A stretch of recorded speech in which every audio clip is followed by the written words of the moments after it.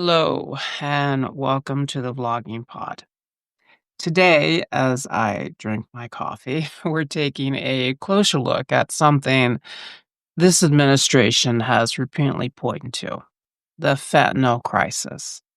More specifically, how it's being used as a justification for new tariffs on countries like Canada and China. The president has insisted these tariffs are necessary to stop the flow of drugs into the country. But here's the real question: has anything actually changed under this new strategy? Let's back up a bit.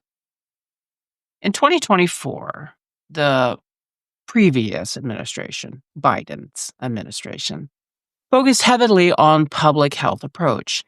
They increased access to treatment, removed restrictions, so more healthcare providers could prescribe medication for opioid addiction and dramatically expand access to naloxone, hope I'm pronouncing that right, and life-saving overdose reversal drug. They also teamed up with over 150 countries in global coalition to stop the production and distribution of synthetic opioids like fentanyl.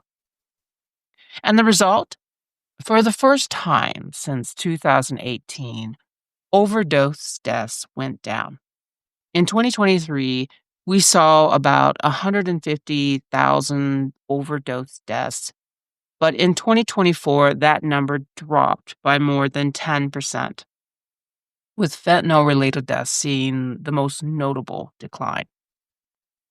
Now, let's look at what the current administration has done. In 2025, they implemented steep tariffs, including a 25% tariff on Canadian imports and new levies on Chinese goods.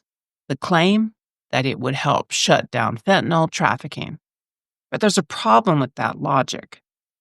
Nearly all the fentanyl that enters the U.S. comes through Mexico, not Canada.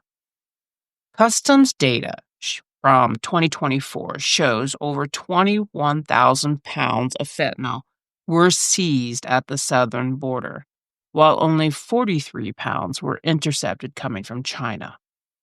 Even more telling, a federal court, which we just posted on yesterday, ruled these tariffs were illegal. Why? Because the administration didn't have the authority to implement them under the emergency powers they cited. So not only these tariffs have failed to meaningfully address the fentanyl trafficking, they've now been overturned by the courts. Meanwhile, the president keeps repeating that he's being tough on drugs. But the numbers and the source of drugs tell a very different story. So what actually has helped? Not trade wars, not broad tariffs. It was the policies that focused on treatment, prevention, and international cooperation that made the biggest difference. In the current administration, they want to see real results.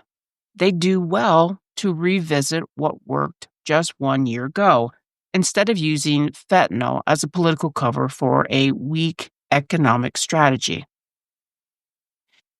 Today's sources come from the CDC, U.S. Customs and Border Protection, The Washington Post, The Guardian, White House Archives. Thank you for listening. Until next time, bye-bye for now.